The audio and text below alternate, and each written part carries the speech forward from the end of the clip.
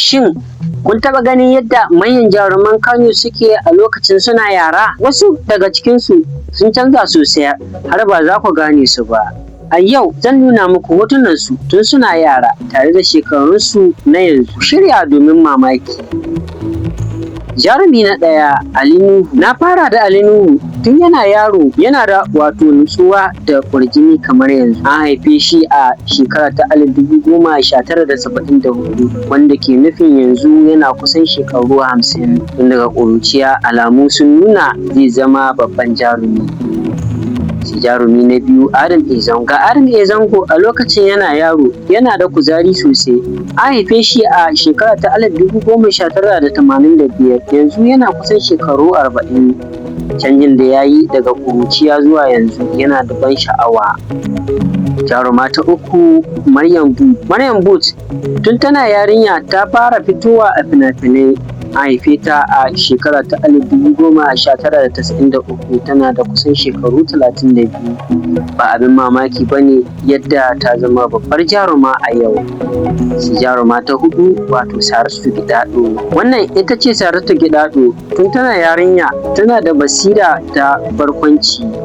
An haife ta a shekara ta 1968, tana kusan shekaru 57. Har yanzu tana sanya mutane dariya kamar da. Jaruma ta biyar, Hadiza Gabon. Hadiza Gabon tun tana yarinya tana da kyakkyawar fuska mai ɗaukar hankali. An haife ta a shekara ta 1989, yanzu tana kusan shekaru 36. Kyawunta bai canza sosai ba. Jaruma ta shida, Aisha Tsamiya. Ga Aisha Tsamiya tun tana yarinya tana da fara'a sosai. An haife ta a shekara ta 1990, tana kusan shekaru 35. Har yanzu tana daga cikin jaruman Kano da suka fi haskawa. Jarumi na bakwai, Sha'aibu Lawal Kumurci. Sha'aibu Lawal tun yana yaro yana da barkwanci sosai. An haife shi a shekara ta 1980, yana kusan shekaru 45. Dariya na cikin jininsa tun yana ƙarami.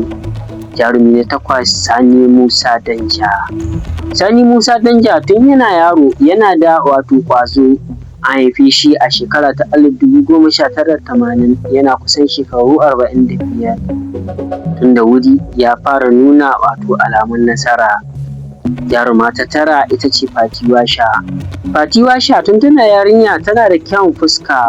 An haife ta a shekara ta 1993, tana kusan shekaru 32. Har yanzu tana ɗaya daga cikin kyawawan jaruman Kano. Jaruma ta goma, ko kuma in ce jaruma ta ƙarshe, ita ce Fati Shu'uma. A ƙarshe muna da Fati Shu'uma tun tana yarinya tana da natsuwa da ƙwarjini. Shekarunta sun kusa shekara 40, kuma har yanzu tana taka rawa a masana'antar. To fa kun ga yadda jaruman Kano suke tun suna yara. Wane ne daga cikinsu ne ya fi baku mamaki?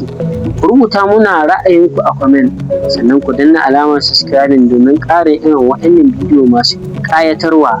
Na gode, ni ne naku Sadiq Abdullahi Bisawa, nake ce muku mu kasance a bidiyo na gaba.